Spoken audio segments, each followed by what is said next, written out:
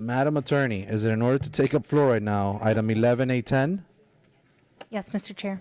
All right, I'm going to start this time with Commissioner Gonzalez as the sponsor. Given that last time he brought an item, he was not afforded the opportunity to explain it, and it was voted no before it even got to him. That was a first reading item, so it's very different, but nonetheless, you have the floor, and then I have two pooling commissioners for this one. So, thank you, Mr. Chair, and thank you to all my colleagues. I know it's 3 o'clock and everybody's tired, but this is an extremely important issue that we're going to vote on today.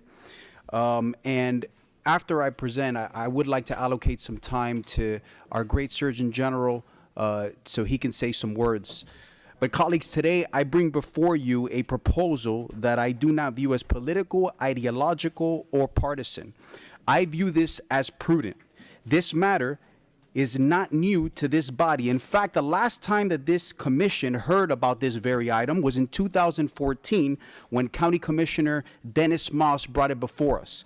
Today, I respectfully ask that we take a rational look at a decades-old practice and ask ourselves, does this still make sense for our time, for our families, for our future, and for this county and its residents? Water fluoridation began in 1945 and was adopted in Miami-Dade in 1958.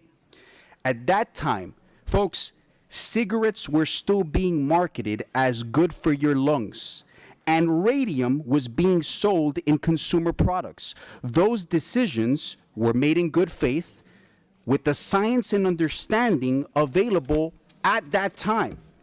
But since then, science evolves. In 2015, the EPA under President Barack Obama lowered its recommendation for fluoride in drinking water to 0.7 ppm. Today, the same EPA is being asked by a federal court, by a court judge appointed by President Obama, to reevaluate even that amount due to the findings that fluoride may pose, and I quote from the decision, an unreasonable risk of injury to health or the environment. We must ask ourselves, if 2.4 ppm was once safe, then 1.2 ppm was safe, and now 0.7 ppm is supposedly safe, what will be safe tomorrow, folks? Will it be zero? I don't wish to relitigate the government's response to COVID-19. But having the Florida Surgeon General here has given me courage, because we cannot ignore that the public's growing perception that public health mandates, including lockdowns, school closures, and vaccine requirements, at times crossed the line into forced medicine and overreach. Florida fared better than most states, thanks to Dr. Ladapo and our governor, because we followed a cautious approach. Even still, I have heard some of my colleagues on this dais say they don't trust government. Sometimes I don't trust government, and I'm part of the government. And that mistrust is well placed. We're faced with this question. The broader lesson is this: when trust is lost and sound guidance can be met with doubt, our role as stewards of public health is to lead with humility, transparency, and restraint. Let us assume that by some measures, our concerns about fluoride are overstated. Even then, there is still only one reasonable path, and that is to err on the side of caution. We know enough to know that we don't know enough. In such cases, risk management does not demand certainty. It demands responsibility. Expert testimony moved the needle for me personally, but I'm not asking my colleagues to be 100% sure. I'm asking you to be reasonably careful. I am most concerned about the people who do not have a choice. Infants, children, pregnant women, especially those in undeserved communities. We already warned fluoride handlers to wear personal protective equipment. It corrodes our injection systems here in Miami-Dade County to the point that we spend $400,000 a year annually just to maintain those systems. If we would not allow this chemical to be added to baby formula, and I say that because I have a 6-month-old, why would we allow it in the drinking water that prepares that formula? This is not 1945. This is not 1958. The landscape of personal health and consumer choice has changed. Today, fluoride is widely available in toothpaste, mouthwash, supplements, dental treatments, and food that we eat. Here in Miami-Dade County, the following free and or lower cost resources are already available to residents.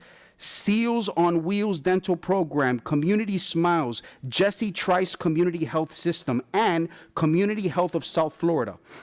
No one is being denied access. If you need it, you are free to get it. What isn't free, what people lack at this very moment, is the freedom to opt out. Our residents cannot choose not to consume what is put in the public water supplies. In an era where personal responsibility and informed decision-making are paramount, forced mass medication, however well-intended, has become an outdated concept. Ending the use of potentially harmful additive whose benefit have diminished is not radical. Folks, it's rational. We would not be the first to act. Numerous jurisdictions across the country and the world have already ended water fluoridation, citing precisely to these very concerns. The state of Utah just became the first state to remove fluoride statewide. I personally spoke to the Attorney General, and I also spoke to the state legislator that carried that bill.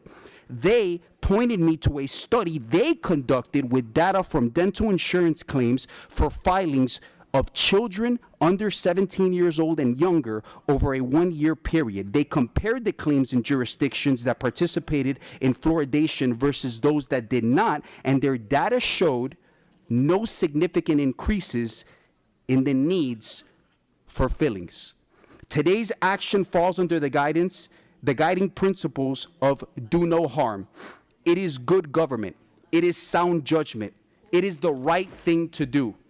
Ending decades of water fluoridation have given us ample data, robust debate, and changing perspectives. What is clear today is that the risk to reward balance has shifted. The choice before us is not about politics. It is about prudence, public health, and the principle of protecting those who cannot protect themselves.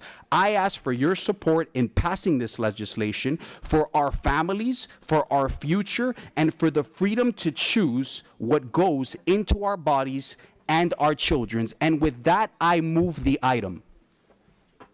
Thank you, Commissioner. I second the item. Is there any debate?